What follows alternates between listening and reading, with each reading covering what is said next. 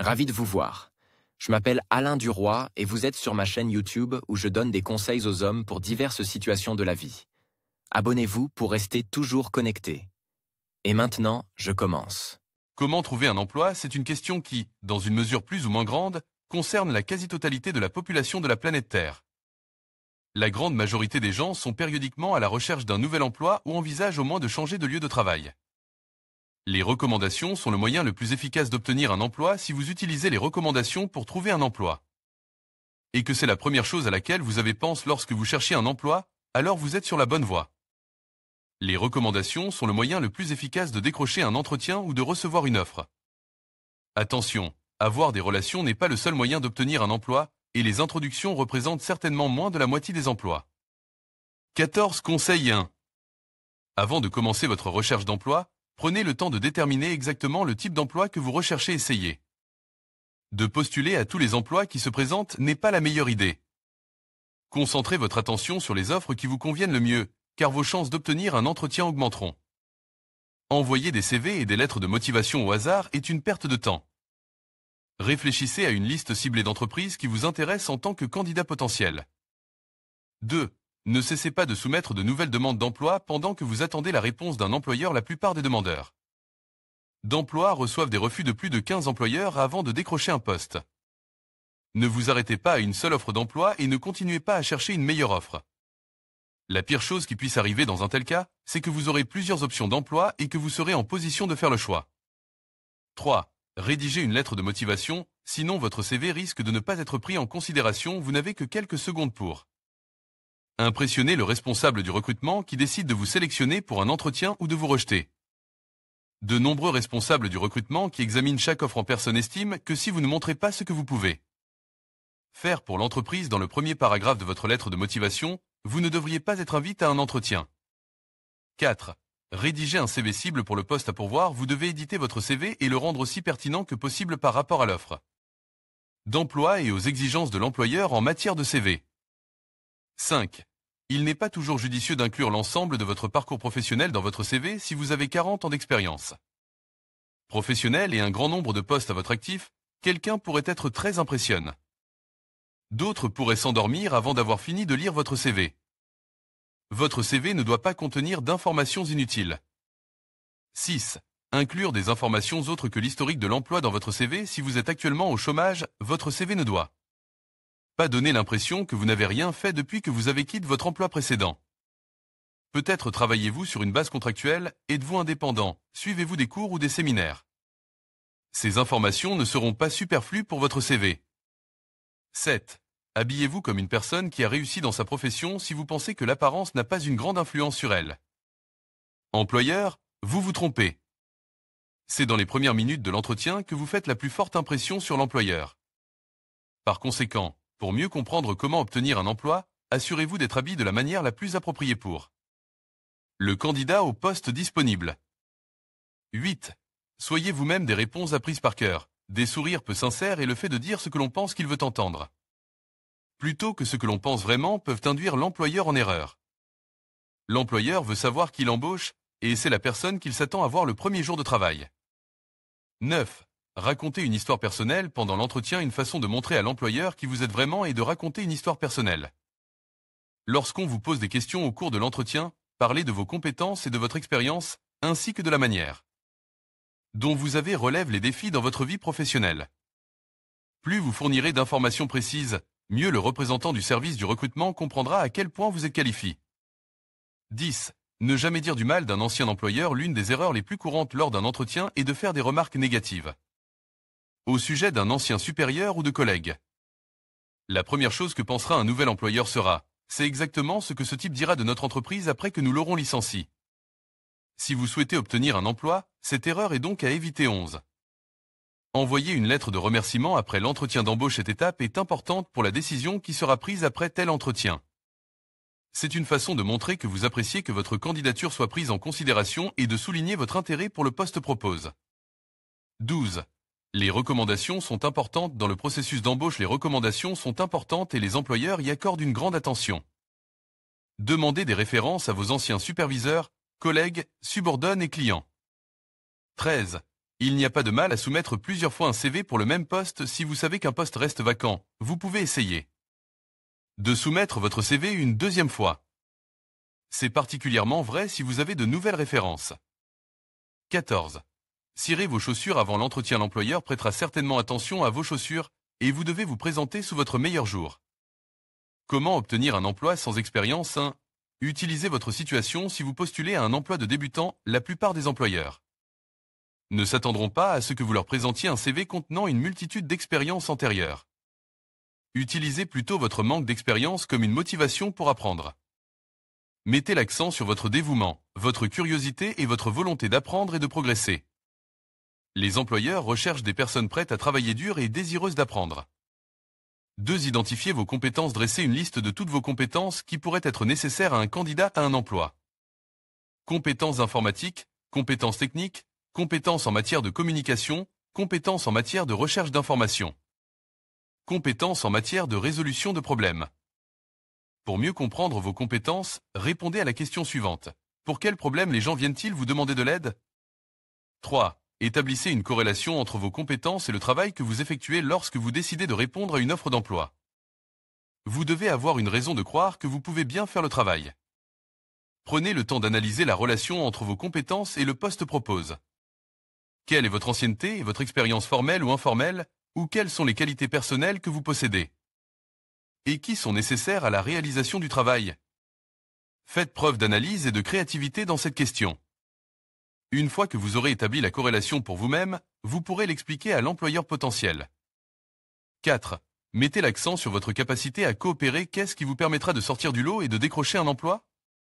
Faites preuve de qualités telles que l'amabilité, le travail d'équipe, la réactivité, la compréhension du besoin du NIT pour obtenir des résultats. Ces qualités valent beaucoup parce qu'elles sont difficiles à développer. 5. Connaître sa valeur. Tout employé peut être forme pour faire n'importe quoi. Mais si vous avez confiance en vous, si vous vous rendez compte que vous êtes une personne volontaire, capable de prendre des décisions et d'aborder n'importe quelle tâche avec professionnalisme, sachez que vous faites partie d'une minorité. Sachez donc ce que vous valez. 6. Trouvez un équilibre entre la confiance et le désir de développement. La confiance en soi est importante, mais elle doit s'accompagner d'humilité. Montrez que vous pouvez faire le travail, mais aussi que vous avez envie de vous développer et que vous êtes capable d'apprendre. 7. Les stages. Si vous ne trouvez pas d'emploi, travaillez gratuitement. Les stages sont très réalistes. Non seulement vous acquérez une expérience précieuse, mais vous nourrez également des relations professionnelles, obtiendrez des références et, peut-être, un poste permanent à l'issue de votre période d'essai. 8. La formation. Il se peut que vous ayez besoin d'une formation pour accéder au poste que vous souhaitez occuper. Si vous vous intéressez au droit, il est temps de vous inscrire à la faculté de droit. Mais même en dehors de l'éducation formelle, trouvez des moyens de maintenir votre base de connaissances actuelle et de l'élargir. Participez à des cours, à des formations, lisez de la documentation, des articles. 9. Soyez réaliste. Même en tirant le meilleur parti de vos compétences et de votre expérience, veillez à soumettre des CV pour les emplois qui vous conviennent.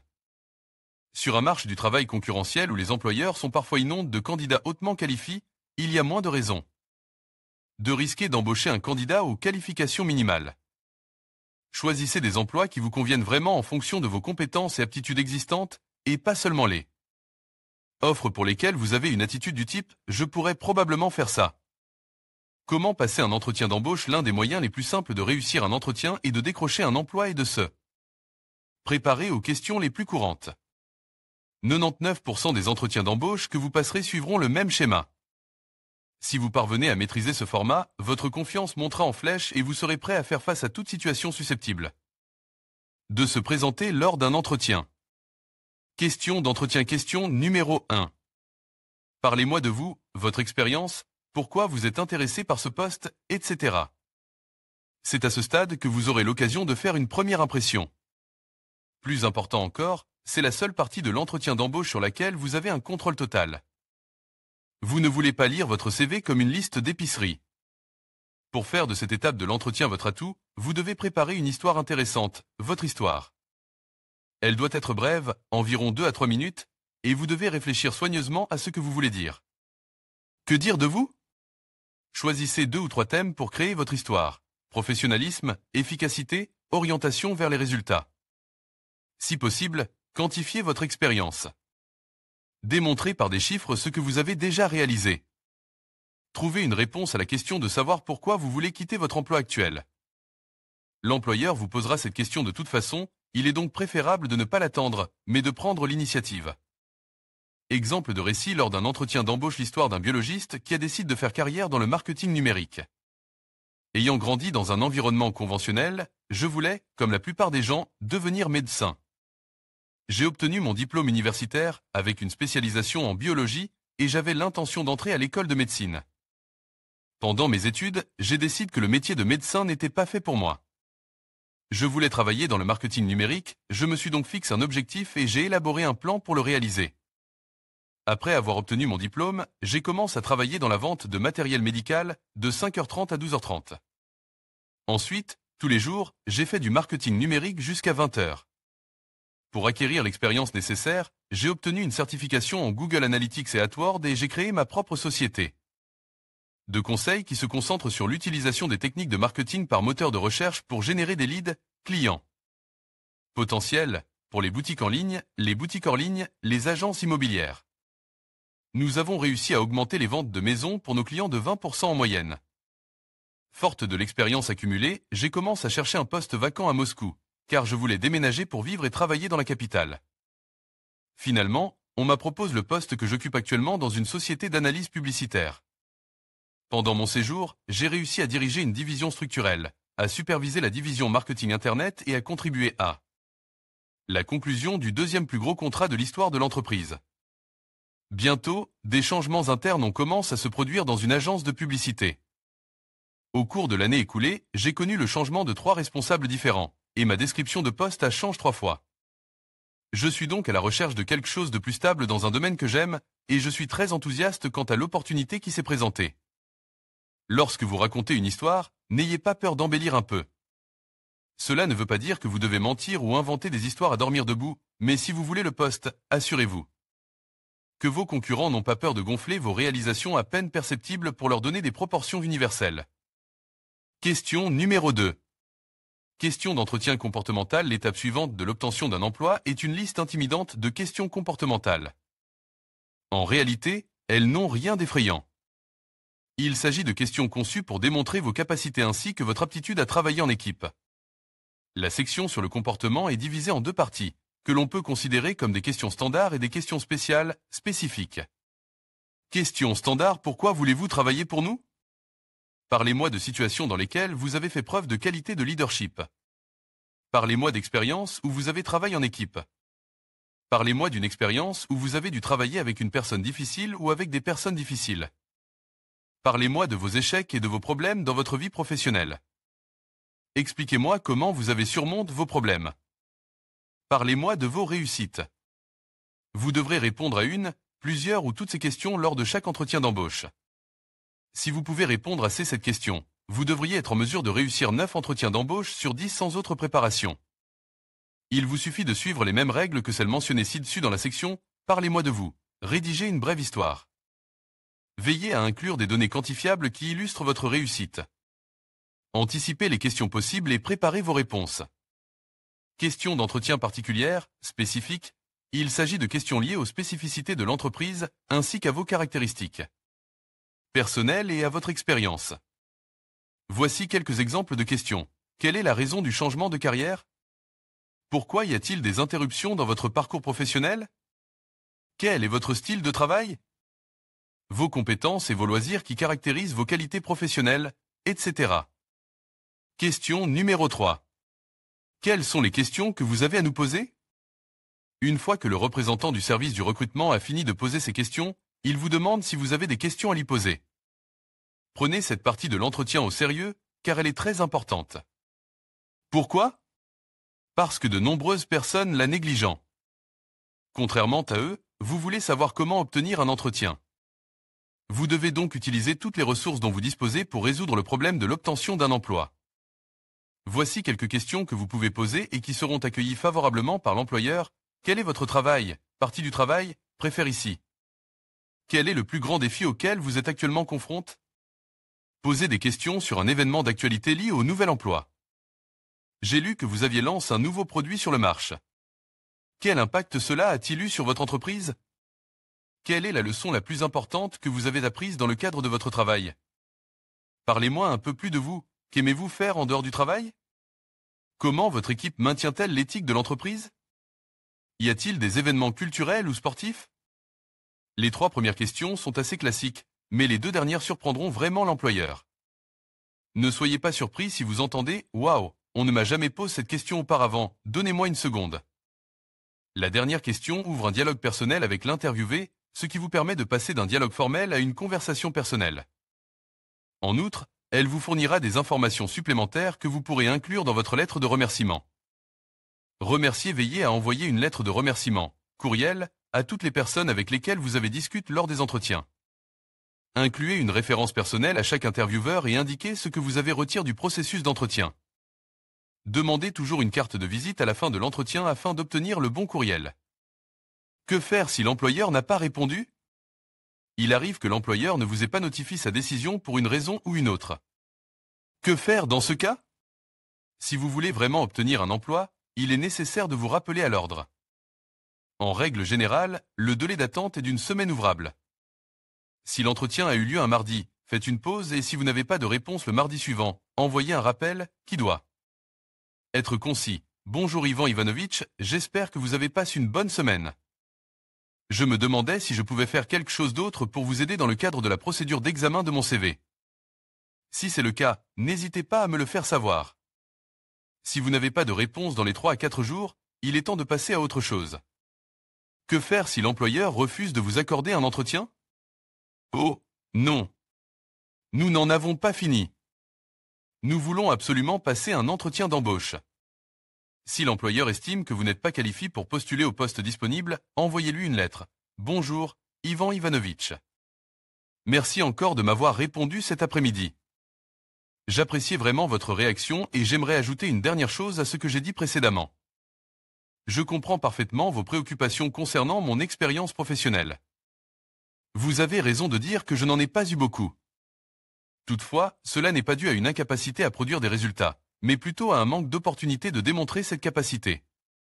Si mon expérience ne répond pas aux attentes initiales d'un candidat à l'emploi, je possède 2 qualités tout aussi importantes. Premièrement, je suis un apprenant très efficace et je suis également très efficace pour mettre en pratique ce que j'ai appris. Deuxièmement, je suis beaucoup plus persévérant que la moyenne des employés. Ma carrière a toujours dépendu de ces 2 qualités.